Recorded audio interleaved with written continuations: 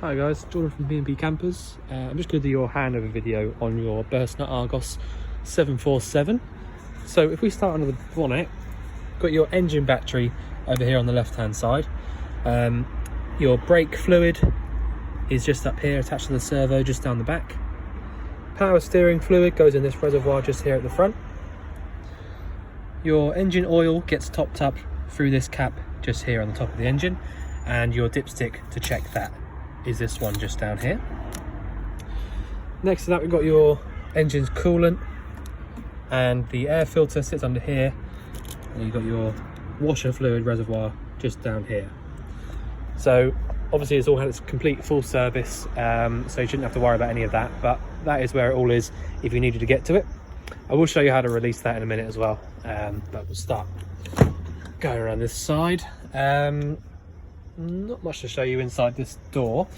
Your freshwater inlet is this just here, so there will be a key for that, although I'm not very well prepared for the video, so let me just see if it's this one here.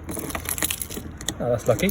There you go. So it's this circular key just here for the water, and just so whilst I've got the keys in my hand here, this key here, this shape key, is the one for nearly all of the other bits and pieces around the van.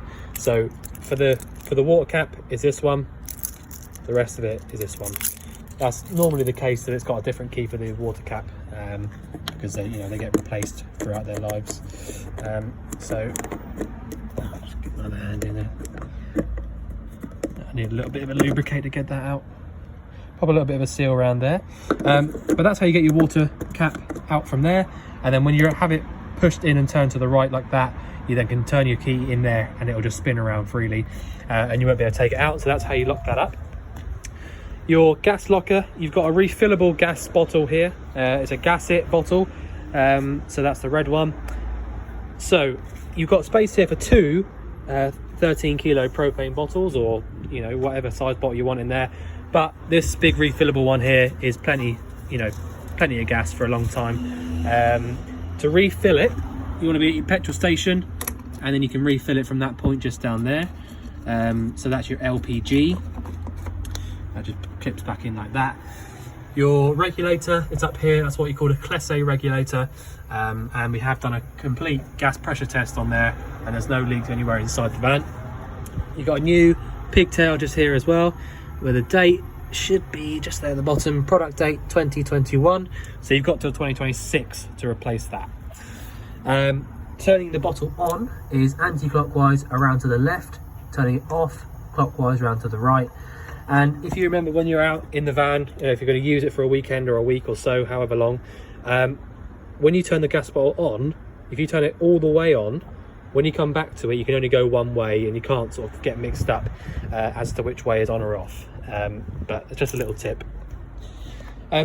This next cupboard next door to that is all of your electrical cupboards, so it's really nice that they've got it all in one place, I think. So you've got two 110 amp Power Max leisure batteries, so really good amount of power in here. So that's your leisure batteries anyway. Down the back there, you've got your RCD. So basically, if you plugged a dodgy plug into somewhere inside the van, a 3-pin plug, like a household plug, then that's where it would trip from, just down there at the back. This is your solar controller, which we have put the wires, we had to sort of redo a couple of the wires up on the roof because they were a little bit dodgy up there, so we've replaced them and they are nice new wires now. So that's charging up your leisure battery all the time that there's sun on it. You've got your two little drains down here as well, so if you want to drain down the entire system, you've got these two here, so this one here on the right and this one here on the left. They're basically both of your freshwater drains, and if you want to drain out the wastewater, it's this one back here.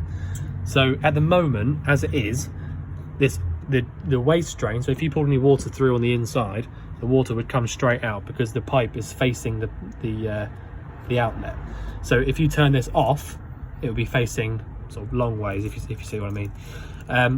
So that's how that works. And you've also got your EBL 99, which is your sort of power supply unit, if you like. So it's got a nice bank of fuses in there. with, I mean, it is in German, but underneath there it's got written what each one does. So at the end there you've got pump, TV, solar, all that kind of stuff. So that's all there if you ever wanted to look at any of that. But it is all, you know, good as it should be as we speak. So next to that as well, we've got your hookup point. So obviously reason for that being there is because all of your electrical bits are inside here. So if you're at your home or your campsite, wherever, hookup goes in there, and that'll automatically start charging your leisure battery and also give you access to using all of your 240 volt plug sockets inside the van. These two vents just here underneath the kitchen window are for your fridge. So I've got the fridge lit up at the moment, and I can feel hot air coming out through the top of this vent. And if you look in there, you can see it almost like a little exhaust with the little holes in there. It's basically the exhaust for the gas side of your fridge. You shouldn't need to get in here for any reason. You know, I didn't have to get in there for anything, so that's all good. Your Audi, so this is your heating and hot water. So this is the bit that we needed to wait for a part for. It was literally just the little igniter box on the boiler. So essentially we were trying to turn it on and it basically wasn't igniting to light the gas up. So it wasn't a huge issue, but it's all sorted now. Lots of hot, nice air coming out through the bottom of this vent. We have also had to replace the little exhaust for it inside, which I'll show you in a minute. So that's all nice and new, so there's a really nice clean flow of air coming out through there now. So that's all working exactly how it should. So that's how you can sort of check that it's definitely running. Pop your hand underneath here and I can feel lots of nice hot air coming out through there. Also, another thing to point out is you'll see a little bit of water sort of forming down here. That's totally normal. It's nothing to worry about at all. It's literally just the condensation from inside of it. That'll happen even with the exhaust for the fridge. If you left this on for a long time in the cold, there'll be, I mean, you can see it there now, water forming. So it's just condensation from the flame. So yeah, so that's that. We'll go around on the other side now, the driver's side. I'll point out a few bits to you in the cab, including where you actually pop the bonnet from.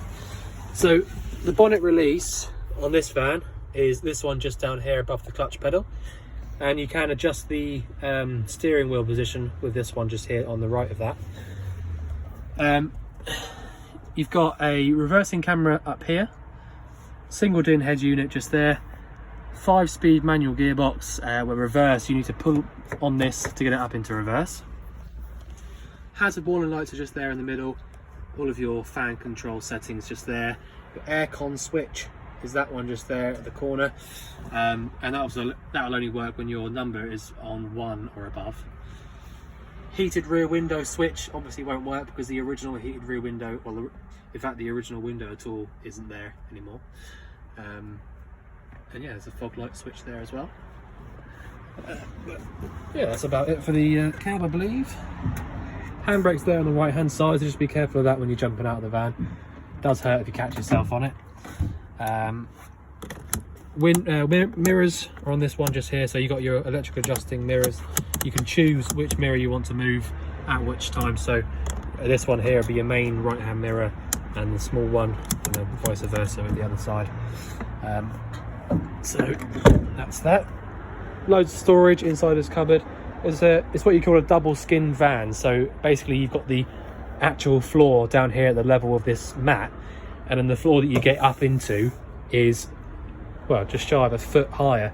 So all the way through the van, if I show you here this back locker, all the way through the van you've got about a foot all the way up to the front. I mean, literally I can see all the way through there is the cab.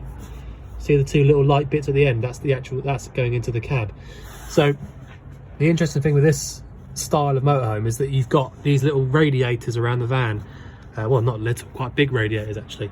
And so all the way through here you end up getting almost like a I don't know, like a heated floor almost.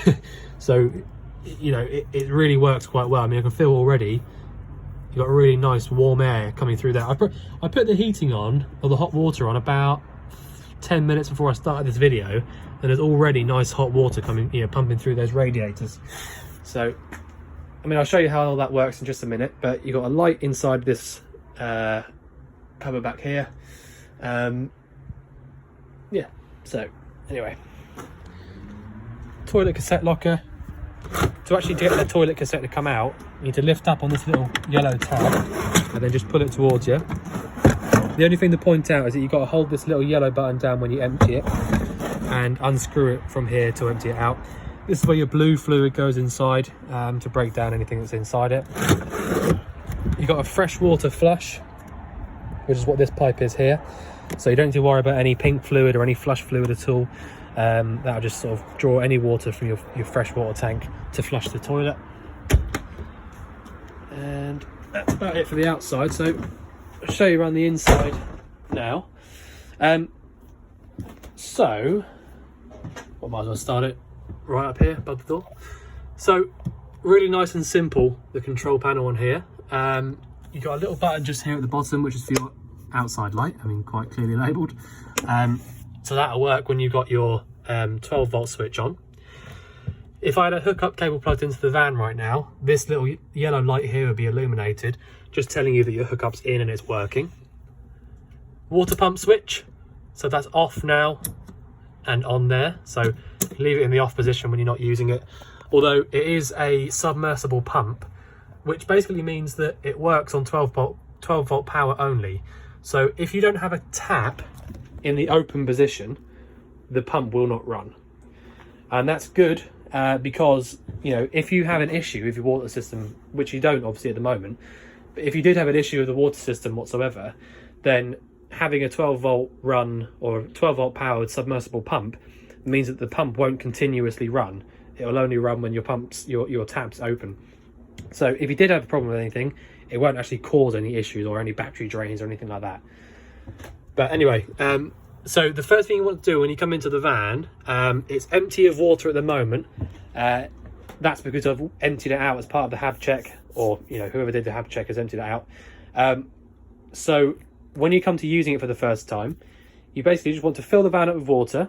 Make sure there's nothing draining out underneath the van, which there won't, because both of those drains are in the closed position, which I showed you in that cupboard outside.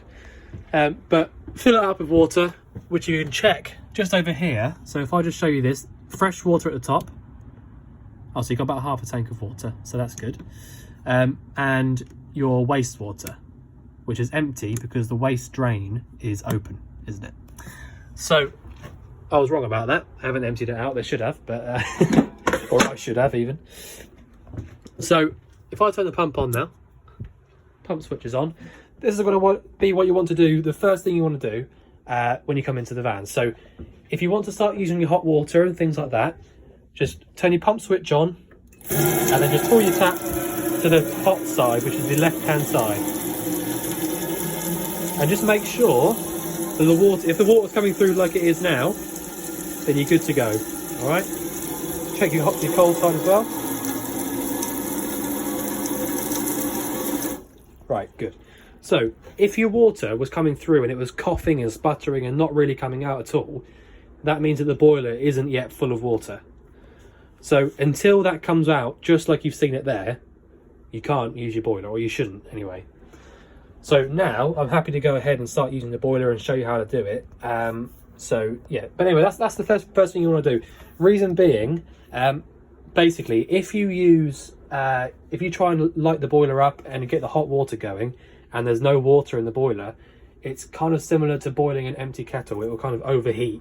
So that's something you want to do. Just first thing you want to do, come in here and just do what I've just done there. Once you've done that, like I said, you can go ahead and do whatever you like, but it's very important to just do that first. The other button you need to know about is this one here. So at the very top, these are your battery level indicators. So the top one, you got a little battery in a cab, so that's your engine battery level. So let's have a look at that. 13 volts, so that's really, really good. And your leisure, 13 volts as well. So for a resting battery rate, that solar panel on the roof must be doing absolute wonders, because normally they'd be down on sort of 12, 11 and a half, that sort of level, especially because I've got lights on in here, I've got the Audi system working, you know, so that's a really, really good battery level.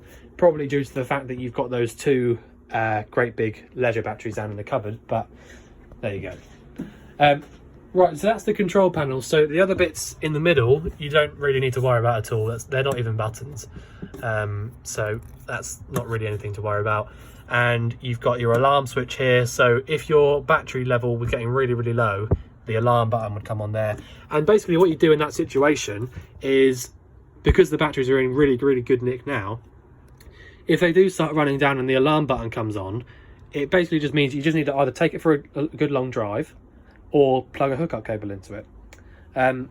Because when your engine's running, your engine battery is obviously being charged, but you've got a so-called a split relay. And so what happens is the engine battery charges up, split relay starts to kick in, and it will start to charge up your leisure battery at the same time. So you can do that. You can either take it for a long drive, which is good. You know, if you're not going to be driving it very often, it'll be good to have a hookup cable plugged in. You know, it doesn't have to be all the time, but it will stop any battery drains, and you know, keep your battery nice and topped up, and it will stop it from you know, going flat at all. But yeah, so if your alarm starts going off here and telling you your battery's nearly empty, either hook her up or just take her for a nice long drive. Right, so you've got some nice lights around the van. You've got these ones under here, which when it starts getting darker, which it is now, it is actually quite bright. And you've also got this one up here, which is, you know, really good. I think it might be an LED bulb that's in it. In fact, you can't even really see it on the camera, can you? So that's a really nice bulb up there. So that's really quite bright. You've also got these lights under here, which work nicely as well. And you know, there's lights dotted around the van everywhere, all over the place. So when it starts getting darker at night, it's really quite, you know, plenty of light in here to keep it going. Your air conditioning unit up here on the roof will only work when your hookup's plugged in. But all of your sort of functionality bits and pieces are over here. You've got on and off on this little button here, and you've got mode, set, fan speed, temperature, things like that. So when you've hooked it up, have a little look through that if you want to. But to be honest, it's you're not going to want aircon just yet at this time of year. But it's all there if you want to use it. Nice, you know, nice sort of extra to have. The main skylight up here, you've got this big winder on this side. So if you just wind that, keep going until it goes up like that. You know, that'll go up quite a lot higher than that. Just keep going and going as far as you want to. Only thing to point out really, because obviously it's nice and simple, you just wind it. Only thing to point out is if I just keep going now and see, you'll see when it goes down and touches the bottom, which is there, don't stop winding it as soon as it touches the bottom. You need to keep going until you get to a bit of tension like that, and then you can put that up there. Otherwise it touches the bottom, but as soon as you start driving it, it'll be flapping around. So now if you push up on that, it's not going anywhere at all. All right, nice and solid. Right, what else have we got? The fridge. Oh, actually no, I'll tell you what, we'll do this first. So your grill and oven, which you've got this little button up here, push that up when you're trying to open it. It's a travel catch. You need an igniter or a lighter or a clicker or something to light the grill, oven, and all of these hobs. It's quite normal for Burstners and a lot of German build vehicles to not have an ignition whatsoever. So like I say, you will need an igniter of some kind to light both of those up. But once you've done that, once you've got one, you literally just need to push in and round to the right for the grill, or push in and around to the left for the oven. So, you know, you've got this little diagram down here telling you that the gas mark 454, telling you what the temperatures sort of do and things like that, and what you can do in that and things. But really standard little grill and oven SMEV. So that's all good. We've had that working. That's all good, and you know, as it should be. The hobs exactly the same. You need an igniter. Only difference is, or well, it's not a difference because they've both got them as well. But you've got a thermocouple, which is this little prong of metal at the back, and what that does is it senses burning gas. So when you light any of these up, the thermocouple will notice that it's getting hot, burning gas on it, and it will continue to allow that gas to come through. If somehow the flame gets blown out, then the thermocouple will basically stop any gas coming through after sort of 10 seconds or so. So you won't be able to fill the van up with with loads of gas basically. So they all work as they should. Right, we've got the fridge. So really nice and simple, this fridge. I've got it on gas at the moment, so you can see there the little line is facing the gas symbol here, and I've got the button all the way out on this right hand side, and the igniter isn't clicking. So basically the way to use these is you pop it down to the gas, and then your igniter will start to click. In the cold weather, it can be a little bit more difficult to light these up. So you basically need to push in on this little button here, and you'll notice that after a few tries, the igniter light, well, you'll be able to hear it for one, and you get a little light flashing inside there. When that goes out, that means that the flame is lit, and then you can just keep it in for a little while, and then just lift your hand out. If it starts flashing again, just try it again a few times, move this around a little bit, but you know, just because of the cold weather, it can be a bit awkward to start these up.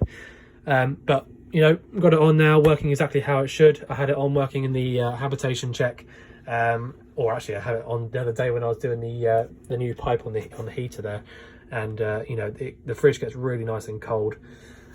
So that's how you use it on gas. If your engine was running and you were driving, you'd have it here on this battery symbol, and if you had a hookup cable plugged into the van, you would have it up here on this hookup symbol. The hookup, which is this one again, and the gas are the only two ways to get this fridge cold on its own.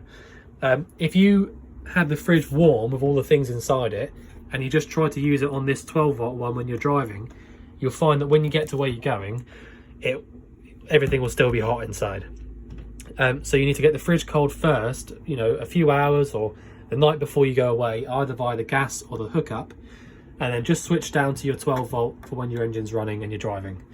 Obviously the gas needs to be off before you start driving, and you can't have hookup cable plugged in. That's the reason why you can't use them on either of those two when you're driving. So that's how you use that. I'll leave that on for a little bit. In this cupboard up here, your wardrobe, a couple of things. You've got a little light up here, so when you close this door, the light turns off. All right, so you don't need to worry about turning that off.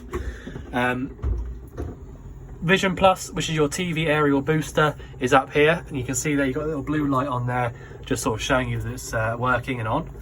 You can turn that off. Little switch just up there in the top left-hand corner. And the more important thing really in this cupboard is your Audi coolant. So if you ever find, when this is off and totally not on, you'll find that this water level is nearer to the minimum sign down here. So obviously, because I've got it on at the moment, it has expanded and gone right up there just above the max line, which is totally fine, like I said, because you want to check the level when it's cold, when it's off. So anyway, that's where your coolant is. You've got a little pump just up here, and that's why it's kind of bubbling around a little bit. The bubbling isn't the water boiling, and if you put your hand on it, it's warm, but it's not really, really hot. So basically the bubbling is when you turn the system on whatsoever, this will start happening straight away.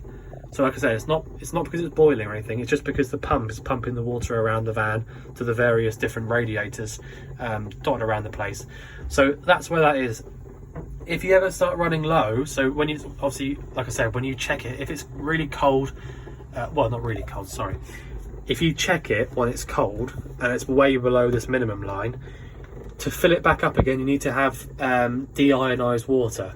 So like sort of battery water, if you like, to top that up.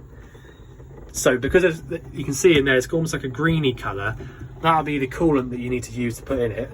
But just for topping it up for the time being, if you find that it's going below the minimum line, you can just put a little bit of that deionized water in there just to make it up.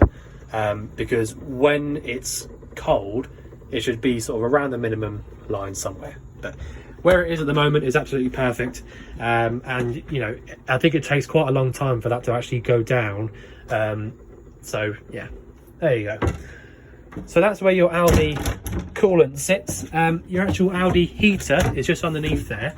There isn't a light in this one, so it's a bit more awkward to see. In fact, you can't really see anything, to be honest, but you've got your gas isolator taps just down here on this right hand side, and in the daytime or with a light on it, you can see what they do because they've got a little symbol on the front of each of them.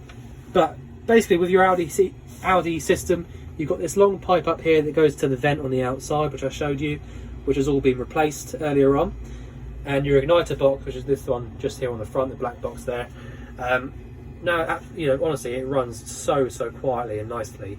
You know, before it wasn't doing anything wrong, it just wasn't lighting up in the first place. So done those couple of bits there, and it's working exactly how it should, all like new. So that's how you actually use that. Oh, well, that's where it is anyway. The actual controller for it is this one just here, where the bed is. So on the left hand side here, you've got your electric hookup way of using the Audi system. So if you had a hookup plugged in, you can have it on 1, 2 or 3. On the habitation sheet, I wrote down how many amps they pull, and I just thought I'd say this on the video. I wouldn't advise you using it on 3 at all, you know, in any instance. There's nothing wrong with doing that, and it does work because I've obviously had to test it, but it literally draws about 12 amps, and that is, you know, that is a lot of power. So if you have anything else, if you're plugged in, so for example, if you're plugged in on your hookup cable on a 13 amp pole, which is quite normal, you would be able to have this on 3, and maybe, I don't know what, I don't even know anything, I mean maybe your fridge. But if you had this on 3 and you tried to boil a kettle plugged into one of your plug sockets, it would just trip. It's too much power. So I personally would recommend actually just using it on 1, but you can use it on 2 because that draws about 8 amps, but still 1 is plenty of power. I think it's about 4 amps, but yeah, I'm not sure why they have it. I mean, they're all the same, all these Audi systems are the same, they all draw that amount of power, but I'm not sure whether it's more towards household or something, but that, honestly, that's too much power really. So I wouldn't recommend using it on 3, it's just too much. The gas, if you want to light it up on gas, it's this one here in the middle. If you had a red light here shining up, then that's telling you that the gas hasn't lit or there's something wrong with it in some instance. But that's on at the moment. On the right hand side here, at the very top where I've got it now, is the heating only. So you see there's hot water symbol basically. And on the left hand side, you see the actual hot water. So it's like a 2-in-1. It heats the water up for the radiators, and it also heats the water up for your actual hot water. So if I wanted to heat the van up and get hot water at the same time, I would have it here in the middle. So you see that the lights come on and now it's gone back off again. So it's going to start heating the water inside the boiler up. And if I wanted hot water only, I would have it down here on the bottom one, like that. All right, so where it is now, at the very bottom, this pump inside here has stopped. All right, so this isn't sort of bubbling away inside this little container now because there's no water being pumped around to the radiators. So that's how that works. So like I said, if you want it lit up on gas, this one here in the middle on. If you want hot water only, leave it at the bottom. Hot water and heating in the middle, heating only at the top. You can leave this here at this little symbol here, unless you really are in a hurry for it. You can turn it all the way around to 5. You shouldn't really need to turn it down any lower than that for any reason, but that's how the Audi system works. Switching it off is there, so as long as these are all in the bottom position, your Audi system is completely off. So yeah, so the radiators that are dotted around the van, I mean, you've got a couple down here, so you can see the little fins down the back there, and if I just point out, like I said to you, I've had this on for about half an hour now or so, or about as long as the video, and there's already nice hot air coming out through here. A good thing that I think is about the Audi systems is that the blown air heaters that you would normally have in a smaller van are great because they heat up really quickly and pump out nice hot air, but when you turn those off, that hot air just stops. Whereas with this Audi system, even though I've turned it off, I would imagine that there's probably going to be hot air coming out through here for another half an hour at least, because it's literally a radiator. So once you've got that water hot, you know, it stays hot for quite a while. So that's a really nice little thing to have, the Audi system. So Audi fridge, cooker, grill, oven, done all that. In your bathroom, got the light switch over here. So you've got a couple of lights just above the sink there. Shower, I don't really need to show you how to use that because it's literally just hot or cold just from there. Plus I'll get soaking wet, so there's no, that'd be bad. But that's all working exactly how it should. Hot water and cold water comes straight through there. Exactly the same idea with the sink here. Again, I don't need to show you any of that because that is just simple stuff. Yeah, all goes to the right place, water comes up to it. The toilet here works just by pressing this button here. Flush fluid comes around into the toilet and then you can drain it out from this lever on the side. Only thing to point out really is if you have your flap in the open position, you won't be able to take the cassette out from outside. So, point I'm making really, if you, well, it's for a couple of reasons really. If you leave the flap open, you get all the smell coming back into the van, and you won't be able to take the cassette out from outside. So as much as you possibly can, keep that flap closed for your own benefit really. So that's the bathroom. Nice and simple. What else have we got? Is there anything else? I don't think there is. Lots of storage. I mean, there's so much storage in this van.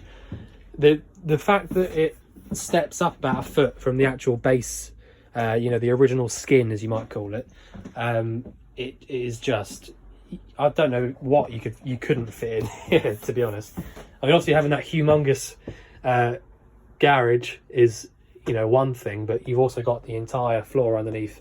So yeah, really, really good. So I think I've covered about everything I can. Oh, actually, I'll just point out this to you. This little unit over here is your solar panel controller. So you don't need to touch anything on it. You don't need to do anything at all. It's constantly doing its job. Obviously, as long as there's sun on the roof. But that's where we had to do a couple of bits of wiring inside there and down by the batteries. The issue was that I think at some point somebody has changed one of the solar panels on the roof and they had a wrong wire connected up the top, so it wasn't actually doing anything. So now that we've put those right wires on, the solar panel, you know, works exactly how it should, back to its former glory. But yeah, so I think I've covered everything I can. If there's anything else you think I've missed out or you want covering, just let us know. But otherwise, look forward to seeing you soon to collect your van. Thanks very much.